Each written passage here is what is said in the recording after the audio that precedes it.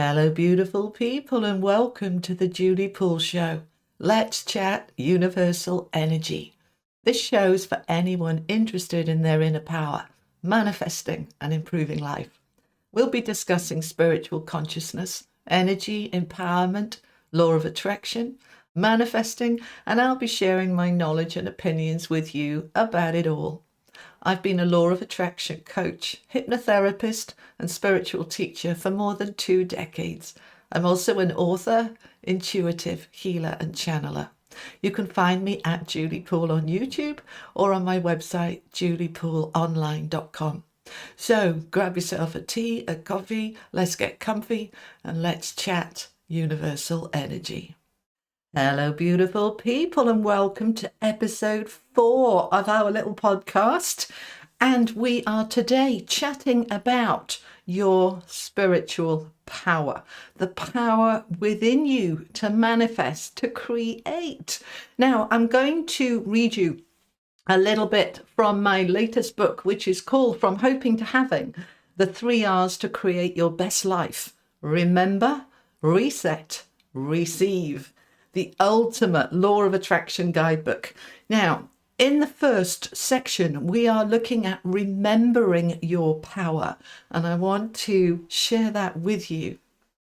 Now, this book of mine is in 3 separate sections, and remember is the first section. It's all about remembering your power.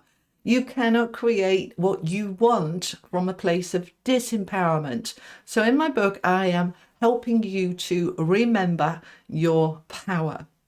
Now, this book isn't out yet. It's coming out in February, but I'm going to be sharing a lot of it with you in these podcasts free for you to be able to tap into your power, which is what I want for you.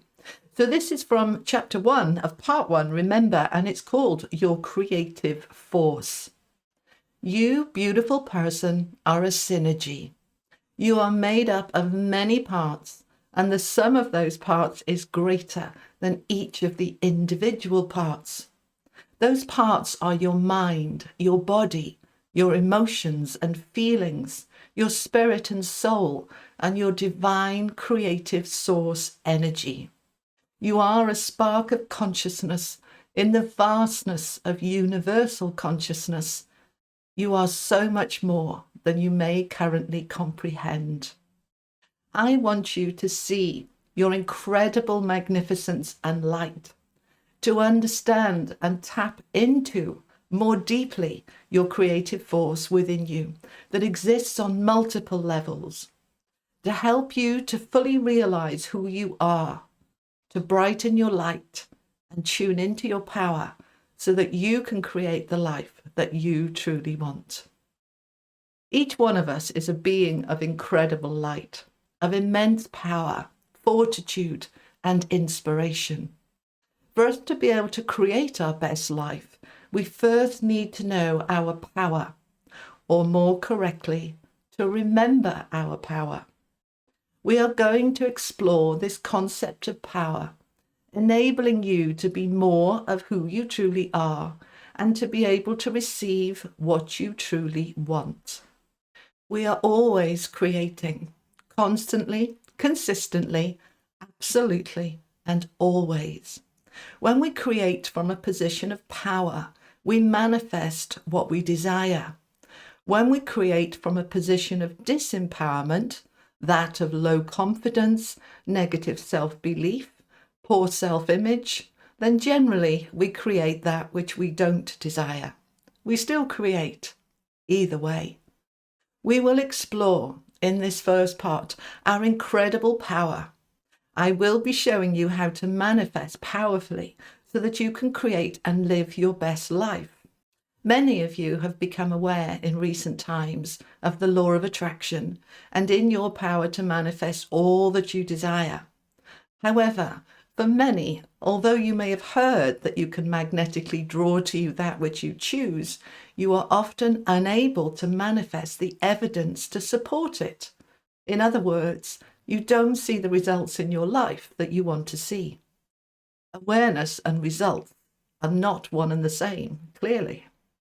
I want to help you to have the knowledge and ability to bridge the gap in the hoping and in the having.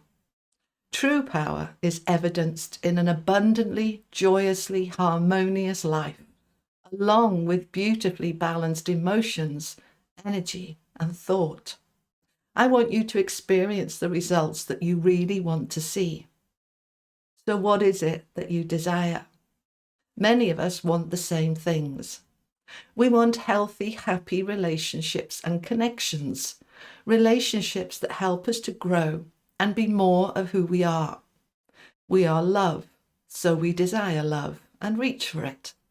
In some of these connections, we find love. In others, we find an absence of it. All relationships help us to see who we are in some way. They are all a mirror back to us of our greatest self, whether that be the self we were, or the self we are now, or the self we desire to be in the future. Many of our closest relationships grow our light, and others dim our light in multiple ways. In the latter, we often simply choose then to be alone. In our aloneness, we recover our light in some aspect and lose more of it in others. We are social beings, growing and thriving within society, communities, friendships, and relationships. Sometimes these connections are challenging for us, but it's within these challenges that we grow so very much. We develop insight, awareness, boundaries, patience, forgiveness, and so much more. When we close this off, choosing aloneness, we become insular and our light dims. There's no one to question us, grow us, push us, or our buttons, and we shrink. Often our heart closes, and not just to others, but to ourselves. In this, we do ourselves the greatest disservice, for we cut ourselves off from our own love and access to all that we are and all that we can be. We want also to live a life of ease with freedom from fear and worry, to be and feel secure financially, to have the prosperity which allows us to follow our passions, our dreams, and to create new experiences. And yet many of us struggle to make ends meet and are living a life of lack and limitation. We do not know our great worth, and so we do not attract to us that which we are worth. We repel the ease that prosperity can bring by our many incorrect beliefs about it and about ourselves. We desire a healthy and energized body, and yet often live with the reality of its opposite, a tired, drained, pained, stressed body, a body physically out of balance with health and vitality, and we have no idea how to repair it. Some of us were born into a body with limitations. Others were born into a healthy body that we have unwittingly and unwillingly and mostly unconsciously made unhealthy over time. We are not aligned with balance, harmony, vitality, and so live in a kind of half-life, surviving rather than thriving. All of us desire happiness, that feeling of joy, an energy of upliftment, of peace, of serenity, a feel-good vibration that invokes such a beautiful light within and around us, and our heart lifts, and our spirit soars, and our soul reaches for that light like a moth to a flame, and then often it is gone all too quickly. I want so much for us all to have all of this which we desire, and more, for us all to be all that we can be, and for us all to become aware that we can have it, that we do deserve it, that we can access it, and that we do indeed have the power to create the life we want, just as others have done. So who are we? We are, as I said, a synergy. We are made up of many parts, and in this first part, I want to explain our part in the all that is, which is our spiritual part, our soul, if you like, and our relationship to Source or God. If you have no spiritual beliefs, this is absolutely all right. I want to assure you that you do not need to believe or accept in anything other than your own power in order to manifest and create a great life. You do not need to know or believe in anything outside of yourself in order to create. For those of you who are interested in the spiritual aspect, spiritual, not religious, and our connection to source energy and universal consciousness, let me explain about our part in the all that is. For those of you who are not interested in the spiritual aspect, I ask that you indulge me for a moment as I explain the spiritual side of things in relation to our ability to create. So who is the all that is?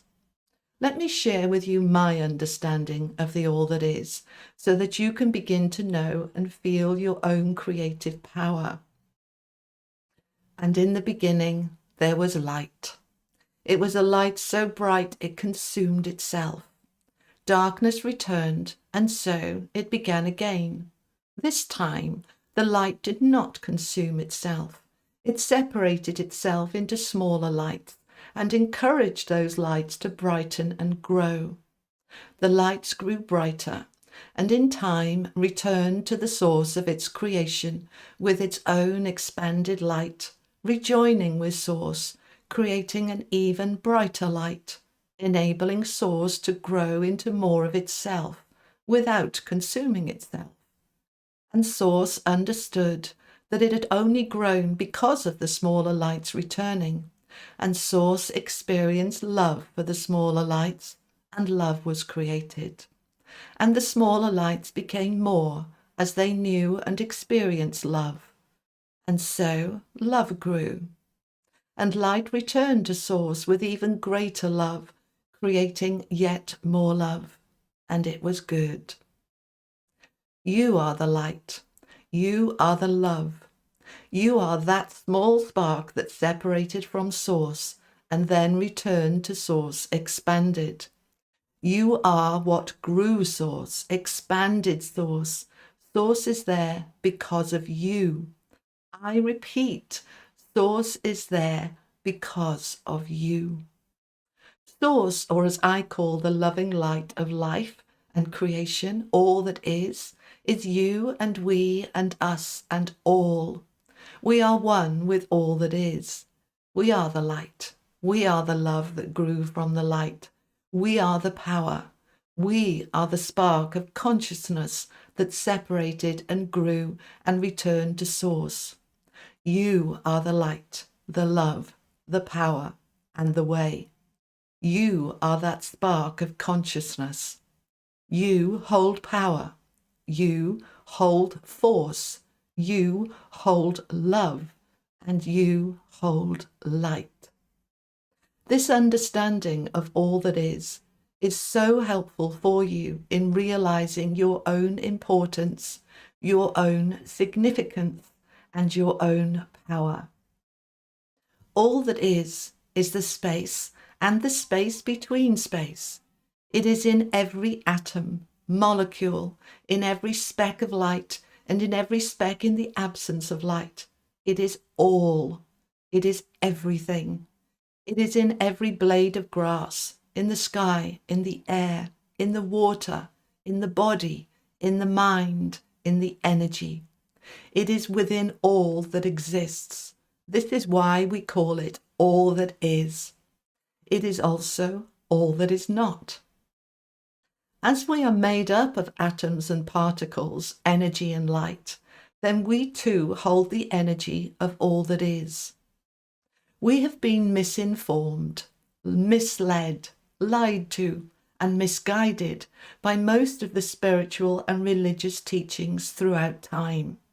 We have learned to close down our innate inner knowing, our intuition, and to give our power away to others. We have been controlled and manipulated by those in positions of power over thousands of years, granting them the power that we possess, making them more and us less. Our power has been squashed for so long we have forgotten it. It is time to remember. We have been taught by our religious and spiritual teachers that Source is separate to ourselves, that it holds all the power, and that we hold none. I encourage you to realize and accept that you and I and we and us are all Source personified, glorified, and much revered, and that it is a two-way relationship between us and Source, a relationship that has mutual love, mutual respect, and mutual benefit. It is in itself a synergy, our relationship with Source. The sum is greater than the separate parts. Understand this truth. The all that is greater because we exist. Imagine our soul's energy a little like a solar panel, absorbing light from the sun, storing our energy ready to power not just our home, not just our life, but having enough energy to share with the grid so that others with less energy could have enough. Some are big solar panels and others are smaller, and yet all can provide enough energy and power to meet all of our own needs.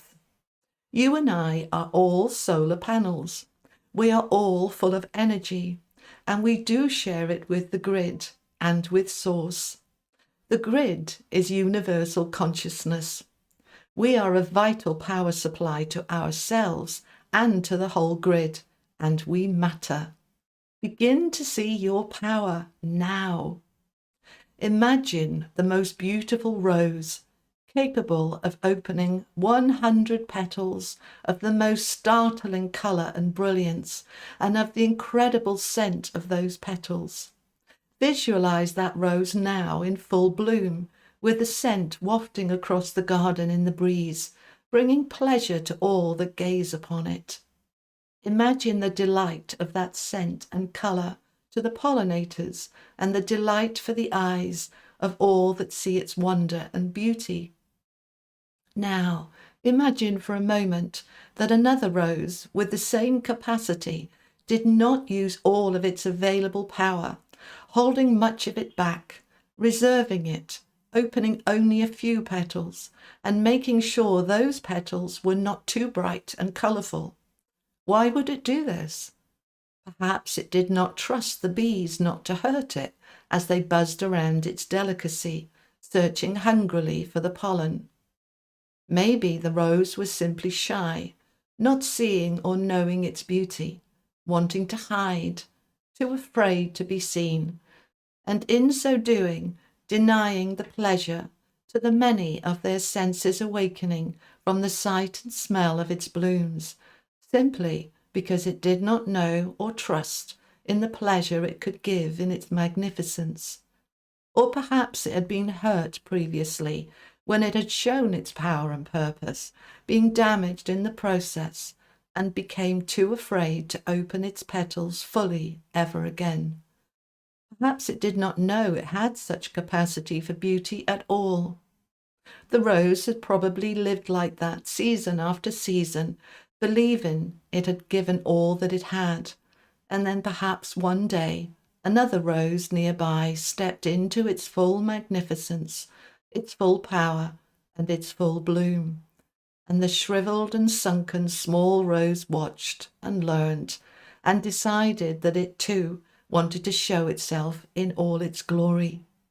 It is time to rise, roses, time to shine, to be seen, to be in your power, and to be in your magnificence.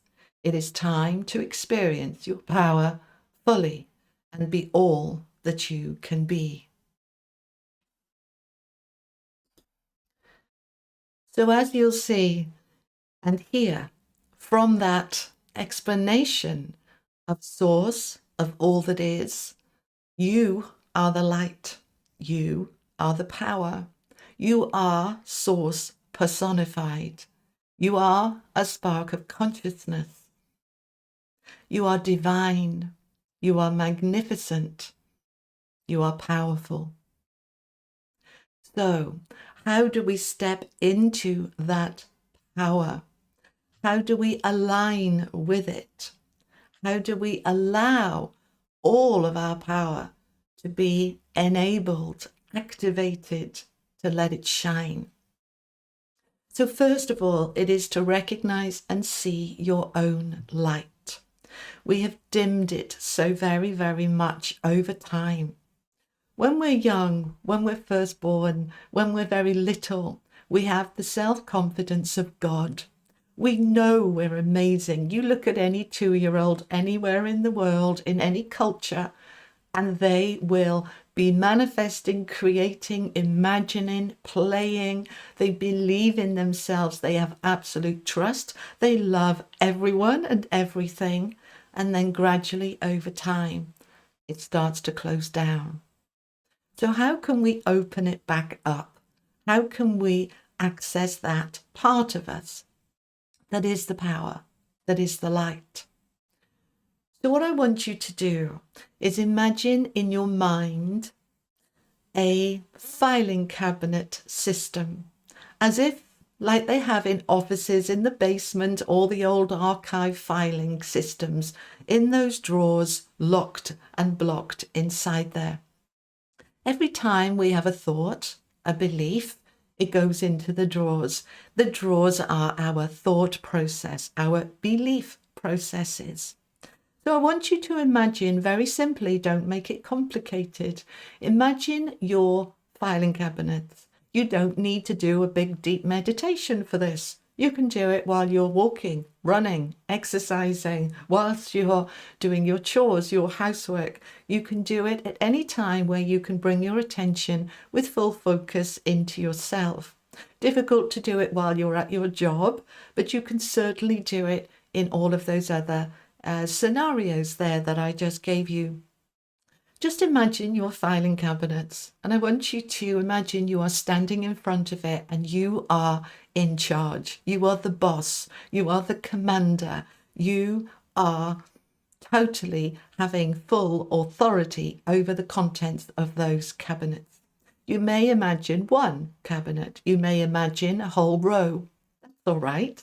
Just imagine it however you visualize it. Now I want you to command, not ask, not request, command. I am commanding all those drawers to open. And just imagine the drawers opening and the cabinet will not fall over, even though the drawers are all open. And imagine the contents of those drawers now. It might be very messy with files and folders and pieces of paper all over the place or scrunched up. It might be very chaotic or it might be very organized. You allow it to be however you imagine it to be. And I want you to imagine that all your beliefs and thoughts around your power, your magnificence, your light, they're all on white and light pages, files and folders, and we want to keep those. And all these other thoughts and beliefs of I can't do it, I'm not strong enough, I don't have any power, I'm useless, any negative self-talk, any negative beliefs, they're all on dark pages, files and folders. And I want you to simply command all the dark stuff out. Just simply command it to come out. I am commanding everything that does not serve me out of the drawers. And just imagine, just like Harry Potter, it all flying out of the drawers and onto the floor. And let it come out and create a big pile of rubbish, because that's what it is. And step back and have a look at that pile. Big pile, little pile, medium pile. Most people have a very big pile. So many beliefs saying what they can't do. So many beliefs saying don't even bother. Many beliefs saying it's dangerous, it's risky, you'll fail, you'll be disappointed, don't bother, stay in your little box, stay in your little cage. Just imagine all of those beliefs on the floor, have a good look at it and decide.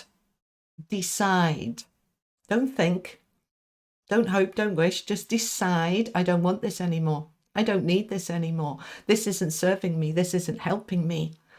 This is a new day. Today is the first day of the rest of my life. Today is the day I step into my power. Today is the day I get rid of everything that disempowers me. Now, I want you to imagine in the room somewhere a fire of some kind, a fireplace, an incinerator, a wood burner, doesn't matter what kind of fire it is. Just imagine a fire is there now. Command all that rubbish on the floor to go into the fire. And it'll go. If you want to help it along your way, throw in handfuls, armfuls in, you can do that too. Or you can simply point at the fire and say, go. Go in that fire. I am commanding that I am burning, destroying, deleting, removing all of this that does not serve me, and watch it burn. And it will burn quickly and easily. So very, very easily. And the fire will rage. And then it will quite easily come back to normal. And all of that negative stuff has been burnt, removed, deleted, erased. Now bring your attention back to the drawers and command all of the white pages, files and folders to reorganize themselves, to stretch themselves out, to expand, to grow, because in there are your beliefs that say, I am a divine spark of consciousness. I am an incredible person. I am worthy and deserving. I can do and be anything I choose. I am free of limiting beliefs. I am free of that which holds me back. And I am ready to step into my power. I am ready now. You may ask yourself, how would that work? What is that doing? This imagining that I can just simply delete all of my negative thoughts? As a hypnotherapist for over 20 years now, I have vast experience of dealing with the subconscious. And the subconscious is like a computer. It is like a filing cabinet. It holds files and folders over all time, in this lifetime and beyond, in other lifetimes too. But let's focus on this lifetime, because that's what we're accessing.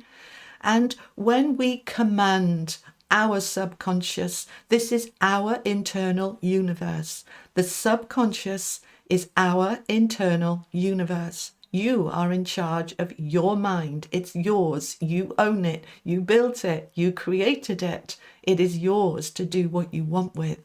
So step into your power. Enable it. Activate it. Boost it. It works. I promise you. It works. Let me explain a little bit more about the way the subconscious works.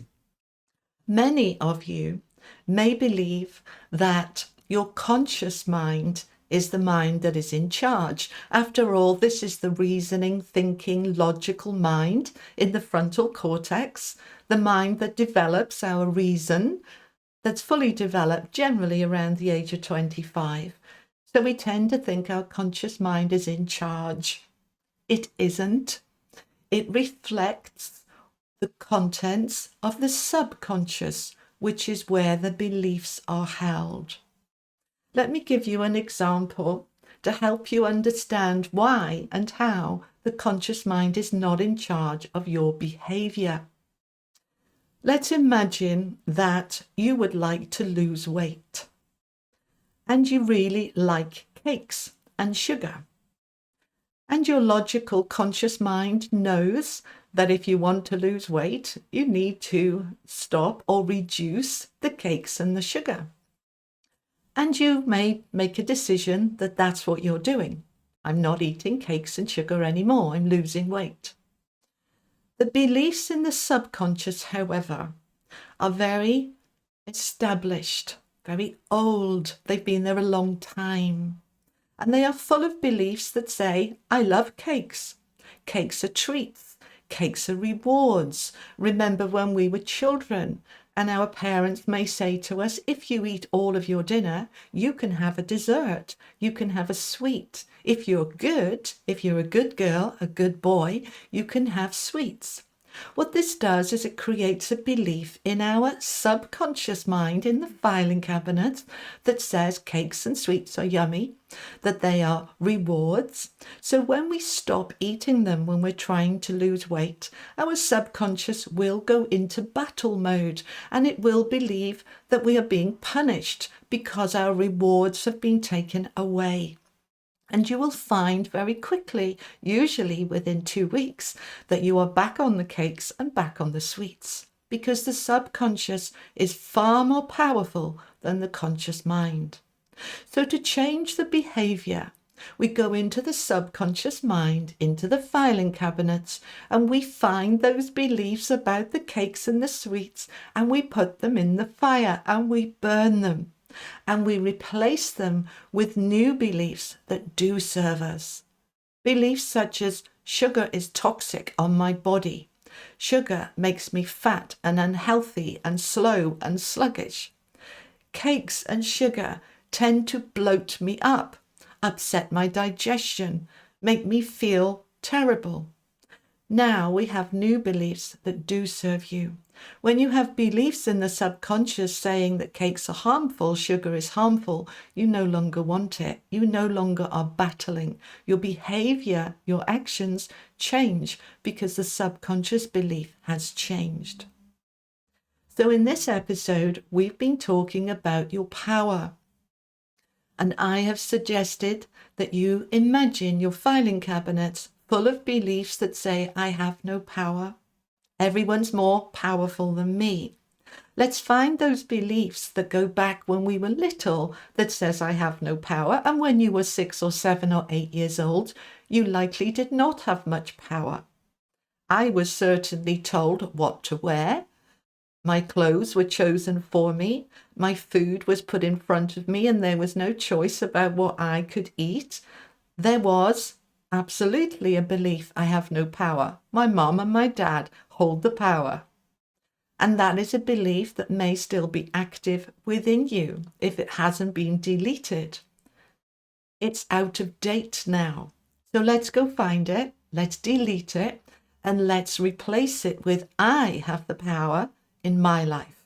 I am in charge of my life, my decisions, what I want, what's important to me. As we move through future episodes, and I will be sharing more with you of my book, From Hoping to Having, I will be helping you and showing you how to access more of those beliefs that disempower, such as the need for others' approval, our over-commitment, over responsibilities, the way that we exhaust ourselves, putting other people first and ourselves last, which disempowers in so many ways. So I hope this episode has been helpful for you to begin to step into more of your power. Some of you already have accessed a lot of your power, but there's always more that we can access. And those of you who've not stepped into any of your power yet, this is the time to do it. And I hope this podcast has helped you to open up. It may help you to listen to it more than once. Thank you for listening. I hope you've enjoyed this. Have an amazing, beautiful day. Much love. Bye-bye.